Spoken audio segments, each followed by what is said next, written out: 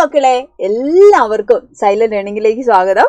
അപ്പോൾ നമ്മള് വളരെ ഇമ്പോർട്ടന്റ് ആയിട്ടുള്ള ഒരു ചാപ്റ്ററിനെ കുറിച്ചാണ് ടീച്ചർ പറയുന്നത്. പേര് കണ്ടല്ലോ, ഏതാണ്? കൊച്ചു ചക്കരിച്ചി അല്ലെ. പരീക്ഷയ്ക്ക് ചോദിക്കുന്ന ചോദ്യങ്ങൾ അല്ലെ, വളരെ പ്രധാനപ്പെട്ട ചോദ്യങ്ങളൊക്കെ ഉള്ള ഒരു പാഠഭാഗമാണ് കൊച്ചു ചക്കരിച്ചി. സെക്കൻഡ് യൂണിറ്റിലാണ് വരുന്നത്. AP ഉദയഭാനുവാണ് എഴുതിയിരിക്കുന്നത്. ദാ നിറയെ മാമ്പഴമുള്ള അല്ലെ, ഒരു നിറയെ മാമ്പഴമുള്ള ഒരു മാവ് നിങ്ങൾ കണ്ടില്ലേ? അപ്പൊ ഈ മാവിനെ പോലെ എന്താണ് AP ഉദയഭാനു എന്ന് പറയുന്ന എഴുത്തുകാരനും സ്വാതന്ത്ര്യ സമര സേനാനിയും പത്രപ്രവർത്തകനും അഭിഭാഷകനും ഉപന്യാസകാരനും വളരെ വ്യത്യസ്തമായ രീതിയിലുള്ള ഉപന്യാസ രചനയൊക്കെ നടത്തിയിട്ടുള്ള ആരാണ് ഉദയഭാനു. 1915 ജനനം, 1999 അദ്ദേഹത്തിന്റെ മരണം. ആലപ്പുഴ ജില്ലയിൽ ഹരിപ്പാടിനടുത്ത് മുട്ടത്ത് എന്ന് പറയുന്ന സ്ഥലത്താണ് അദ്ദേഹം ജനിച്ചിട്ടുള്ളത് കേട്ടോ. ഒരുപാട് കൃതികൾ അദ്ദേഹം എഴുതിയിട്ടുണ്ട്. അപ്പോൾ മാവിനെ കുറിച്ച്, അദ്ദേഹത്തിന്റെ തറവാട്ട് വീട്ടിൽ ഉണ്ടായിരുന്ന കൊച്ചു ചക്കരിച്ചി എന്ന മാവിനെ കുറിച്ചാണ് എന്ത് ചെയ്യുന്നത് അദ്ദേഹം ഈ ലേഖന ഭാഗത്ത് അദ്ദേഹം പറയുന്നത്. അപ്പൊ കൊച്ചു ചക്കരിച്ചി എന്ന് പറയുന്ന ആരാണ്? ഒരു മാവാണ് കേട്ടോ.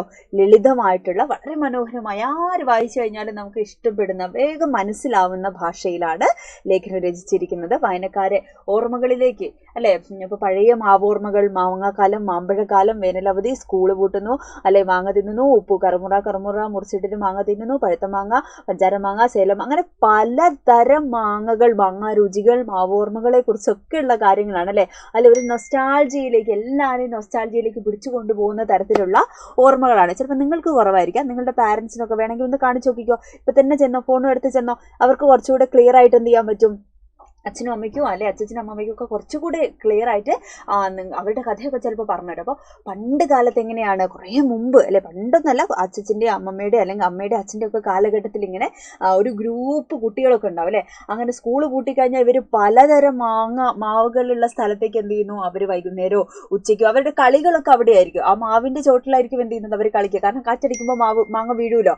പിന്നെയോ ഈ മാങ്ങ വീഴാൻ വേണ്ടി എന്ത് ചെയ്യുന്നു, അവര് അണ്ണാൻ കുഞ്ഞിന് അല്ലെ, അണ്ണാൻ പിറന്നാൾ നടത്തിയിരുന്നു അല്ലെ, മഹായജ്ഞം നടത്തിയിരുന്നു. എങ്ങനെയാണ്? ചുള്ളിക്കമ്പൊക്കെ പെറുക്കിക്കൊണ്ട് വന്ന് മാവിൻ്റെതായ തീയിട്ട് എന്ത് ചെയ്യുന്നു, അതിൽ കുറച്ച് മാങ്ങാ നീരൊക്കെ ഒറ്റിച്ച് അല്ലെ, ഈ പുക ഇങ്ങനെ മാവിന്റെ മുകളിലേക്ക് പോകുമ്പോൾ എന്ത് ചെയ്യുന്നു, മാങ്ങ ഞെട്ടറ്റ് താഴേക്ക് വീഴുന്നു. ഞെട്ട് നുള്ളിയിടുന്ന ആൾക്കാണ് അടുത്ത മാങ്ങ വീഴുന്ന അവകാശമെന്നോ.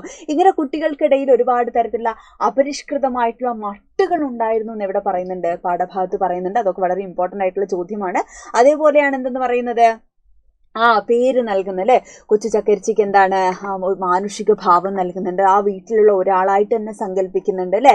പിന്നെന്താണ്, അതേപോലെ അമ്മയും കൊച്ചു ചക്കരിച്ചിയും തമ്മിലുള്ള ബന്ധത്തെക്കുറിച്ച് ചിലപ്പോൾ ചോദിക്കാം. പേരുകൾ നൽകുന്നത് അല്ലെ. ഈ മാനുഷിക ഭാവം എന്ന് പറയുമ്പോൾ തന്നെ എന്താണ്, വളരെ ഇമ്പോർട്ടൻ്റ് ആയിട്ടുള്ളൊരു ചോദ്യമാണ് കേട്ടോ. അത് കൊച്ചു ചക്കരിച്ചിയിലുള്ള വളരെ പ്രധാനപ്പെട്ട ഒരു ചോദ്യമാണ്. കുലശ്രേഷ്ഠ അല്ലെ, കുലത്തിലെ ശ്രേഷ്ഠയായവൾ. അപ്പൊ അത് നമ്മൾ ആരെ കുറിച്ചാ പറയാ? മനുഷ്യരെ കുറിച്ചാ പറയാ അല്ലെ. ഒരു കുലത്തിൽ ഏറ്റവും ശ്രേഷ്ഠരായവൾ അല്ലെങ്കിൽ ശ്രേഷ്ഠയായവൾ എന്നൊക്കെ പറയുന്നുണ്ടെങ്കിൽ, ശ്രേഷ്ഠകളാണെന്നൊക്കെ പറയുന്നുണ്ടെങ്കിൽ ആരെ കുറിച്ചാണ്? മനുഷ്യരെയാണ് നമ്മൾ അങ്ങനെ പറയുക അല്ലെ. പിന്നെന്താണ്, ഓരോന്നിനും പേരുകൾ. മനുഷ്യർക്കാണ് ഇപ്പൊ എന്ത് ചെയ്തത്, ഇപ്പൊ വിഷ്ണുമായ അല്ലെങ്കിൽ ഇപ്പൊ എന്താണ് അർച്ചന, കൃഷ്ണേന്ദു എന്നൊക്കെ പറയുന്ന പേരുകളൊക്കെ ഉണ്ട് അല്ലെ. അപ്പൊ ആ പേരുകളൊക്കെ നമുക്ക് മനുഷ്യർക്ക് ഐഡന്റിറ്റി ആയിട്ട് നമ്മൾ കൊടുക്കുക അല്ലെ. പക്ഷെ നമ്മുടെ വീട്ടിലുള്ള പെറ്റ്സിന് നമുക്ക് ഏറ്റവും ഇഷ്ടമുള്ള ആളുകൾക്കൊക്കെ എന്ത് ചെയ്യും, നമ്മളങ്ങനെ അല്ലെ പേരുകളൊക്കെ നമ്മൾ കൊടുക്കും. അതേപോലെ മാവിനും പ്ലാവിനും പശുവിനും ഒക്കെ പേരുകൾ നൽകി പഴയ കാലത്ത് കുറെ കൂടെ മനുഷ്യരെന്തുമായിട്ട് കണക്റ്റഡ് ആണ്, പ്രകൃതിയുമായിട്ട് കണക്ട് ചെയ്ത് ജീവിച്ച ആളുകളാണ്. അപ്പോൾ കൊച്ചു ചക്കരിച്ചി ആ വീട്ടിലുള്ള ഒരാളായിട്ട് തന്നെയാണ് എണ്ണിയിട്ടുള്ളത്. ചിരബന്ധു എന്ന് പറയുന്ന ഒരു പ്രയോഗം വരുന്നുണ്ട്. ബന്ധു എന്ന് പറഞ്ഞ ചിന്ത മനുഷ്യനോടൊപ്പം കൊച്ചു ചക്കരിച്ചി എന്ത് ചെയ്യാണ്, ചേർത്ത് നിർത്തുകയാണ്. പിന്നെ പടർന്നു പന്തലിച്ച കൊച്ചു ചക്കരിച്ചിയുടെ ശാഖകളെ, ശിഖരങ്ങളെ എന്തായിട്ട് പറയുന്നുണ്ട്? അവളുടെ നിബിഡവും ശ്യാമളവുമായിട്ടുള്ള തലമുടി, നിബിഡം എന്ന് വെച്ചാൽ ഇങ്ങനെ തിങ്ങി നിറഞ്ഞിരിക്കുന്ന ശ്യാമളം കറുത്ത നിറത്തിലുള്ള മുടിയിളകളായിട്ട് പറയുന്നുണ്ട്. പിന്നെ കൊച്ചു ചക്കരിച്ചി നേരുള്ള മാവാണെന്ന് പറയുന്നു. അവൾ ദോഷം വരുത്തുകയില്ല എന്ന് പറയുന്നു. നാവുണ്ടായിരുന്നെങ്കിൽ അവൾ ഈ കുടുംബത്തിന്റെ കഥ പറയുമായിരുന്നു എന്ന് പറയുന്നു. പുതുതായി കിളിർത്ത മാവിനെ കൊച്ചു ചക്കരിച്ചിയുടെ മകളായിട്ട് അല്ലെ, അടുത്ത ജനറേഷനായിട്ട് കാണുന്നു. അപ്പൊ ഇതൊക്കെ എന്തുമായി ബന്ധപ്പെടുന്ന കാര്യങ്ങളാണ്? മനുഷ്യരുമായിട്ട് പ്രകൃതിയിലുള്ള അല്ലെങ്കിൽ കൊച്ചു ചക്കരിച്ചിയെ ചേർത്ത് നിർത്തുന്ന കാര്യങ്ങളാണ്. അത് വളരെ പ്രധാനപ്പെട്ട ഒരു ചോദ്യമാണ്. അപ്പൊ ഇങ്ങനെ കുറേ മാവോർമ്മകളെ കുറിച്ച് അല്ലെ, പഴയ കാല കേരളത്തിലുള്ള മനുഷ്യരും പ്രകൃതിയും തമ്മിൽ ഒന്നിച്ചു കഴിഞ്ഞിരുന്ന ജീവിതത്തെക്കുറിച്ച്. പിന്നെ ഒരു പ്രധാനപ്പെട്ട കാര്യം, ചാവേറുകളെ പോലെ എന്ത് ചെയ്യുന്നുണ്ട്, നീറുകൾ എന്ത് ചെയ്യുന്നുണ്ട്, കൊച്ചു ചക്കരിച്ചിയെ സംരക്ഷിക്കുന്നുണ്ട്. അപ്പോൾ ഇത്രയും പ്രധാനപ്പെട്ട അല്ലെ ഒരുപാട് ചോദ്യങ്ങൾ വരാൻ സാധ്യതയുള്ള ഒരു പാഠഭാഗമാണ് കൊച്ചു ചക്കരിച്ചി എന്ന പാഠഭാഗം. അത് അത്രയും ശ്രദ്ധയോടെ അല്ലേ, കുറച്ച് പേജുകളൊക്കെ ഉണ്ട് എങ്കിലും എന്ത് ചെയ്യുക, അതൊക്കെ ഒന്ന് വായിച്ചു നോക്കണം. വായിച്ചു നോക്കാതെ ഒരിക്കലും നമ്മൾ പരീക്ഷയ്ക്ക് പോകരുത്. എല്ലാ പാഠഭാഗങ്ങളും നിർബന്ധമായിട്ട് നമ്മൾ വായിക്കണം. പിന്നെ ഏറ്റവും പ്രധാനപ്പെട്ട ചോദ്യങ്ങളും ലൈവുകളൊക്കെ ആയിട്ട് നമുക്ക് എന്ത് ചെയ്യാടാ, ഈ ഫുൾ മാർക്കൊക്കെ നമുക്ക് ഉറപ്പിക്കാം കേട്ടോ. അതുകൊണ്ട് ടെൻഷനൊന്നും ആവണ്ട, നമുക്ക് നല്ല മാർക്ക് തന്നെ മലയാളത്തിൽ കിട്ടും. മലയാളത്തിൽ ആരും തൂക്കൊന്നുമില്ലടാ, നല്ല മാർക്ക് തന്നെ കിട്ടും കേട്ടോ. അപ്പോൾ എന്ത് ചെയ്യുക, കോൺഫിഡൻ്റ് ആയിട്ടിരിക്കുക. പക്ഷെ പഠിക്കണേ, പഠിച്ചില്ലെങ്കിൽ ചിലപ്പോൾ അതൊക്കെ സംഭവിക്കും. നന്നായിട്ട് പഠിക്കുക, നന്നായിട്ട് വർക്ക് ചെയ്യുക. ഓക്കെ, അപ്പോൾ ഇനി ഒരു വീഡിയോയിൽ ക്ലാസ്സിൽ എന്ത് ചെയ്യുക, നമുക്ക് വീണ്ടും കാണാം കേട്ടോ. അഭിപ്രായമൊക്കെ നിങ്ങൾ എഴുതണേ, കമൻറ്റ് ചെയ്യണേ, ഷെയർ ചെയ്യണേ.